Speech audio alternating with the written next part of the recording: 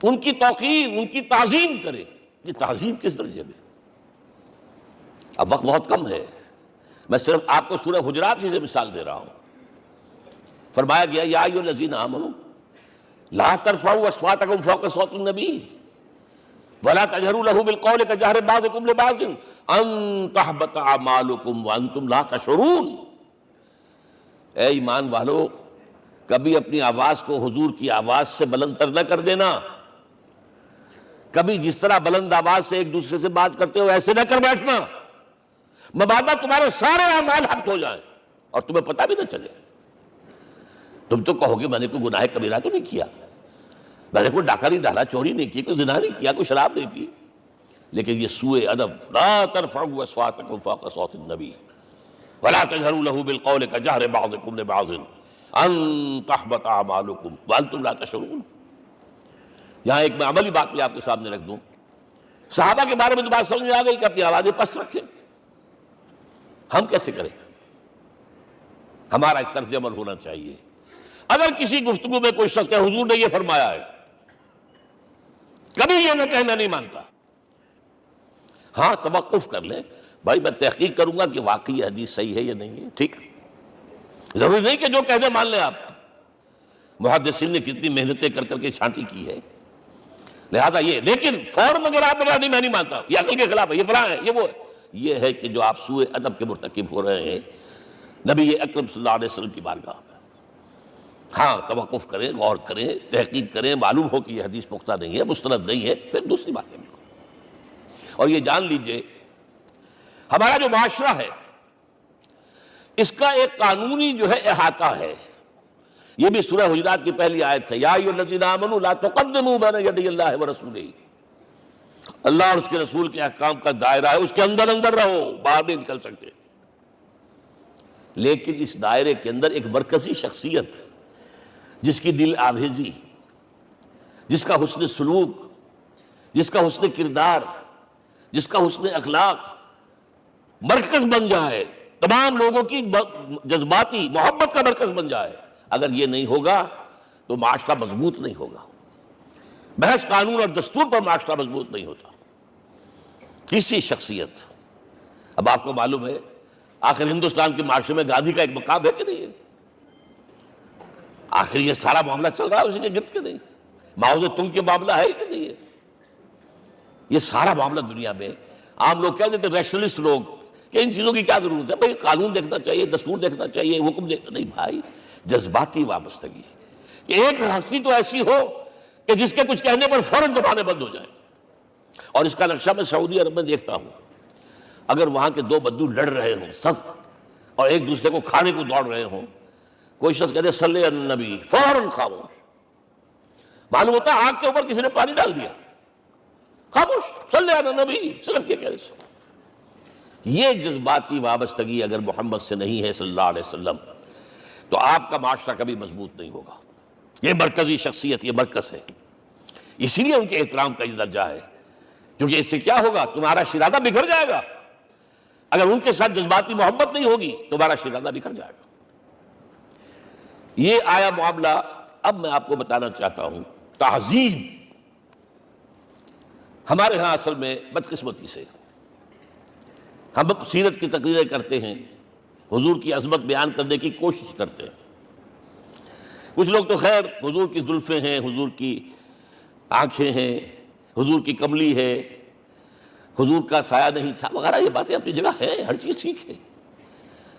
لیکن یہ جان لیجئے حضور کی اصل عظمت ایک نبی اور رسول کی حیثیت سے ہے، اور وہ شے وہ ہے جہاں جبرائیل کے بھی پر جل رہے ہیں. اس کی حقیقت کون جانتا ہے؟ میں ایک مثال دے رہا ہوں آپ کو کہ حضور 100 میں وصال رکھا کرتے تھے. آج روزہ رکھا، شام کو افطار نہیں کیا، وہ رات کو چل رہا ہے روزہ، اگلے روز پھر وہ کنٹینیو کر رہا ہے شام تک. 2 دن کا 100 میں وصال، 3 دن کا بھی رکھتے تھے. صحابہ نے اجازت چاہی، حضور ہمیں بھی اجازت دے دیں. نہیں، آج کے حضور آپ تو رکھتے ہیں، ہمیں منع کرتے ہیں. اب سنیے، ایکم مثلی، تمہیں سے کون ہے مجھ جیسا؟ ابھی تو اندر ربی، میں تو اپنے رب کے پاس رات گزارتا ہوں. ہوا یطعمنی ویسقین، وہ مجھے کھلاتا اور پلاتا ہے. کیا سمجھیں گے ہم؟ کیا ہماری سمجھ میں آئے گا؟ یہ معاملہ نبوت کے جو اسرار و رموز ہیں، ان کا جو مقام اور مرتبہ ہے، وہ کوئی نبی پہچان سکتا، غیر نبی تو پہچان ہی نہیں سکتا۔ ایک ڈاکٹر کا کیا مقام ہے اپنے فن میں، وہ کوئی ڈاکٹر ہی سمجھ سکے گا نا، غیر ڈاکٹر کہاں سمجھے گا؟ اور حقیقت میں وہی سمجھے گا جو اس سے بھی اوپر کا ڈاکٹر ہے، نیچے والا تو نہیں سمجھ سکتا۔ جو کمتر ہے وہ تو صرف اوپر دیکھے گا، اللہ خیر صلی اللہ، جو اوپر ہے اور ظاہر ہے محمد سے اوپر کوئی نہیں صلی اللہ علیہ وسلم۔ یہی وجہ ہے، دیکھیے شیخ سعدی کو کیا کہنا پڑا، یا صاحب الجمال و یا سید البشر من وجهك المرير قد نور القمر لا يمكن الثناء كما كان حقه بعد خدا بزرگ توئی قصہ مختصر۔ اے محمد صلی اللہ علیہ وسلم، آپ کی ثنا جیسے کہ حق ہے ہو ہی نہیں سکتی۔ غالب اس سے بھی آگے گیا، میں بات ابھی آپ کو سناتا ہوں شعر اس کا۔ آپ کی ثنا کا حق ادا ہو ہی نہیں سکتا، بس ہم یہ جانتے ہیں اللہ کے بعد آپ کا مقام۔ غالب جو آگے گیا ہے کہتا ہے، غالب ثنائے خواجہ بیزدان گذاشتیم کہاں ذات پاک مرتبہ دان محمد است۔ اے غالب، ہم نے تو حضور کی ثنا تو اللہ کے حوالے کر دی ہے، اس لیے کہ وہی ذات پاک جانتا ہے مرتبہ محمد کا کیا ہے صلی اللہ علیہ وسلم۔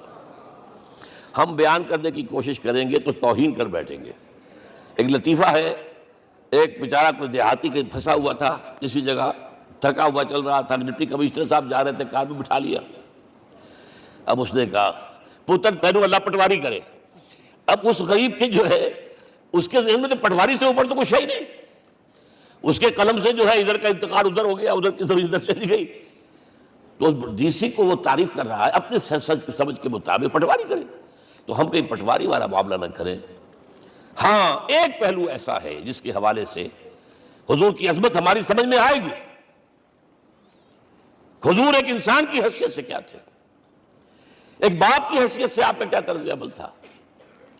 ذرا یاد کیجئے، جگر گوشہ رسول حضرت فاطمہ بطول رضی اللہ تعالیٰ عنہ وہ حاضر ہوتی، ابا جان دیکھیے چکی پیس پیس کر یہ گھٹے پڑ گئے میرے ہاتھ میں، یہ کنویں سے پانی لاتی ہوں، مشکل دیکھیے یہاں پر بندیاں پڑ گئی۔ حضور اب تو عام لوگوں پر بھی آسانیاں ہیں، لوگوں کے ہاں غلام آ گئے ہیں، کنیزیں آ گئی ہیں، مال و دولت آ گئی ہے، مجھے بھی کوئی غلام کنیز عطا ہو جائے۔ اور آپ کو معلوم ہے یہ لخت جگر نور چشم محمد کی سب سے پیاری بیٹی صلی اللہ علیہ وسلم، کوئی شک نہیں اس میں، فاطمہ، کیا بیتی ہوگی حضور کے قلب پر۔ لیکن فرمایا کیا بیٹی، یہ دنیا کی چیزیں ہماری لیے نہیں ہیں، میں تمہیں اس سے بہتر شے دیتا ہوں، تسبیح فاطمہ ہر نماز کے بعد 33 مرتبہ سبحان اللہ، 33 مرتبہ الحمدللہ، 33 مرتبہ اللہ اکبر کہہ لیا کرو۔ لیکن سوچ لیجئے دل پر کیا گزری ہوگی صلی اللہ علیہ وسلم۔ حضرت عائشہ سے پوچھئے، حضرت خدیجہ سے پوچھئے حضور کیسے شوہر تھے، آپ سے زیادہ خواتین کے حق میں نرم، گھر کے کام کا جھاڑو دے رہے ہیں، کپڑے جو ہیں بوسیدہ انہیں سی رہے، گھر میں بیٹھے ہوئے یہ کام کرتے تھے۔ بہرحال ایک بات میں آپ سے عرض کروں، آپ انسان کی جس حیثیت کا بھی ذہن میں تصور کریں گے وہ ساری حیثیتیں محمد میں موجود ہیں صلی اللہ علیہ وسلم۔ محمد حاکم کی حیثیت سے بھی ہیں،